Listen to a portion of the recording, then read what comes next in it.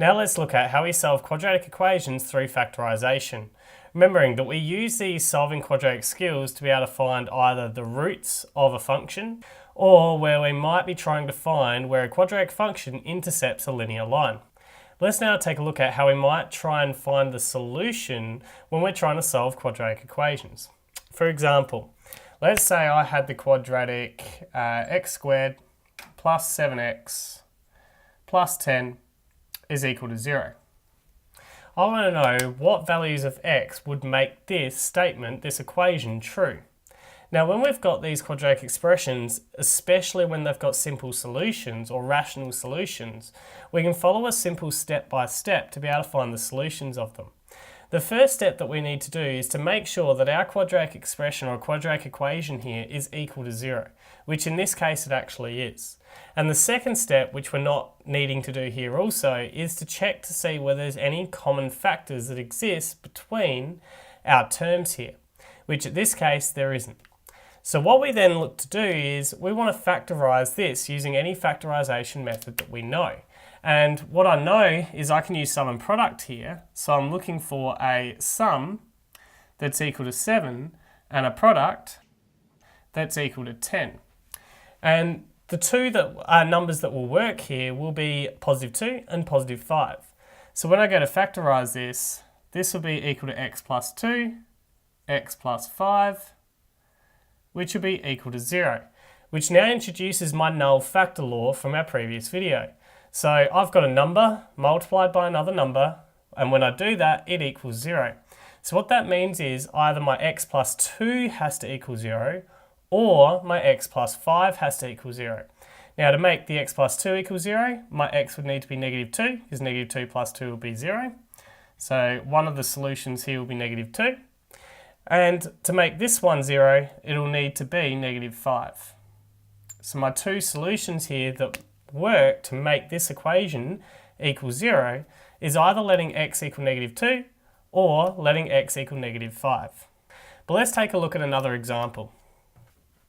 So in this example here, what I've got is a quadratic that has 2x squared plus 2x is equal to 4. Now, in this example, I'm going to need to use those first two steps that I explained previously. And the very first step, whenever I want to solve these through factorisation, is to make sure that this equals 0. So to do that, I'll need to subtract 4 from both sides. So when I do that, that'll be 2x squared plus 2x. We take 4 on this side, and that'll now become equal to 0. From here, I should always check to see if there is a common factor between all of my terms. In this case, the highest common factor is 2.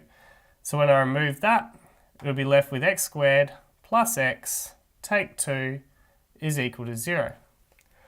From here, to solve this through factorisation is, I've got this quadratic inside the brackets that I want to factorise. And you can use any method to factorise it.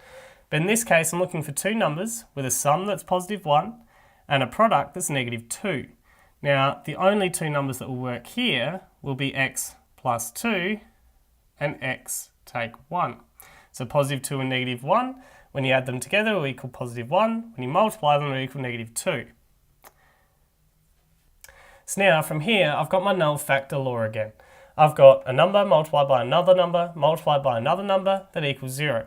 That means one of these have to equal 0 for this to be true. 2 can't equal 0. The x plus 2 part can be. So one of our solutions is negative 2, because negative 2 plus 2 will be 0. And the other solution will be positive 1, because 1 take 1 will be 0. So our two solutions here that make this true is when x is negative 2 or when x is positive 1. Now to summarise, to solve quadratics through factorisation, particularly looking at when we've got simple rational roots, you follow a step by step. The first step is we need to make sure our quadratic here is equal to 0. And if it's equal to 0, you leave it. If it's not, you rearrange it so it is equal to 0. The second thing that you should do is check to see if there's any common factors that exist between all of the terms here. And if there is, remove that common factor. Finally, from there, you need to factorise it using any of your factorising methods you've learnt previously.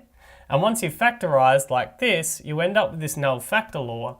that you've got to look at what would the solutions be when these are equal to 0.